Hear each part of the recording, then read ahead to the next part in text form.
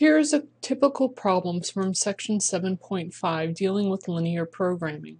I do want to point out that although on the homework you're going to be given different graphs to choose from, on the exam you're only going to be given a blank sheet of graph paper. So you're not going to be able to choose A, B, or C. There won't be multiple choice on the exam.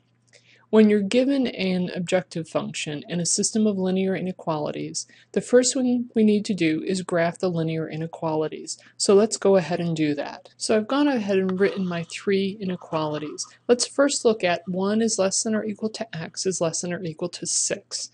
I'm going to go ahead and mark my axes here. 1, 2, 3, 4, 5, and 6. And I want x to go between 1 and 6. Now, I'm kind of just doing this without doing any real math behind it, but I can remember that this line is the equation x equals 1, and this line is the equation x is equal to 6. Because I remember if I'm trying to graph an inequality such as 1 is less than or equal to x, the first thing I do is make it an equal sign. And I also remember that a vertical line is what results when I have something like x equals 1. Now I could go ahead and do test points, but quite honestly, I know that the area in between here is shaded if I'm looking at numbers between 1 and 6. My second equation is also fairly straightforward. Let's mark the y-axis. This is just saying that y is greater than 2. Again, this is the equation y equals 2, so I'd be shading this area here. Now I'm using solid lines because these are both less than or equal to or greater than or equal to. They're not just simply less than or simply greater than. Now let's look at our third equation, and that one's going to take a little bit more work. We have x minus y is equal to negative 5. And let's graph this by the intercepts. First, the y-intercept, that's when x is equal to 0. And if I set x equal to 0, I get negative y equals negative 5. So I'll divide both sides by negative 1. I get y is equal to 5, and that's the point 0, 5. When I look at the x-intercept, that's when I'm going to set y equal to 0.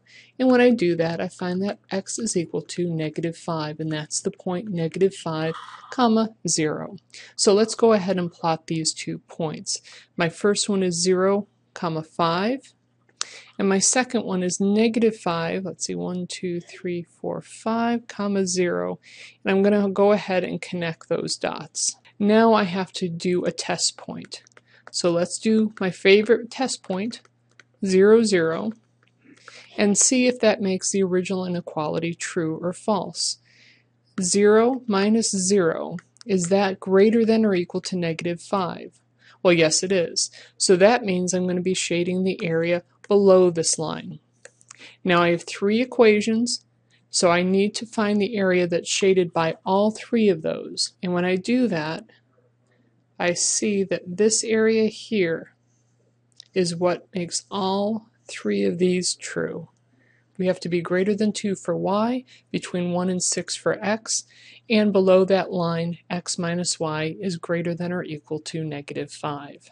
So now what we have to do is find the corner points. And the reason why is we're going to take those corner points and plug it into the objective function. And this can be the tougher part of the question. We have, in this case, it looks like 4 points. That is, we want to find the corner points of this region I just shaded. I'm going to number these 1, 2, 3, and 4. Just by looking at the graph, I can tell that point 1 looks like it is the point 1, 2. I can also think of this in terms of it's the equation x equals 1 intersecting the line y equals 2. So that means x must equal 1 and y must equal 2. Point number 2, we can think of the same way, except this time it's the equation x equals 6 and y equals 2. So that's the point 6, 2. Now we have to find points 3 and 4. Let's first look at point 3. It looks like it's the equation x equals 1 and the equation x minus y is equal to negative 5. So let's look at how we can solve this. This is a system of linear equations. We have x equals 1 and x minus y is equal to negative 5. We're going to do a very simple thing here. We're just going to do substitution. That is, I'm going to let x's equal 1. And when I do that, and I solve for y, I find that y is equal to 6. So this third point is the point 1, 6. And to be honest, it looks like that is about what it should be if I had actually drawn a straight line. If you're careful with drawing your lines on graph paper, you're going to be able to read it right off the graph. Now let's look at the fourth point. That point is still the line x minus y is equal to negative 5, but now it's joining the equation x equals 6. So let's do the same thing, but this time we're going to have x equals 6 and x minus y is equal to negative 5. Let's go ahead and plug in x equals 6. I have 6 minus y is equal to negative 5. I'll subtract 6 from both sides. Negative y is equal to negative 11, or y is equal to 11. That means this last point is 6, 11. And again, that looks reasonable from my graph. Well, if I go back to my problem, I see I've already kind of jumped ahead of things. The first question says, graph the system of inequalities, and it looks like D is the correct answer for that, based on what I've graphed. And I'll do this on an exam. I'll ask you to answer each of these sections independently.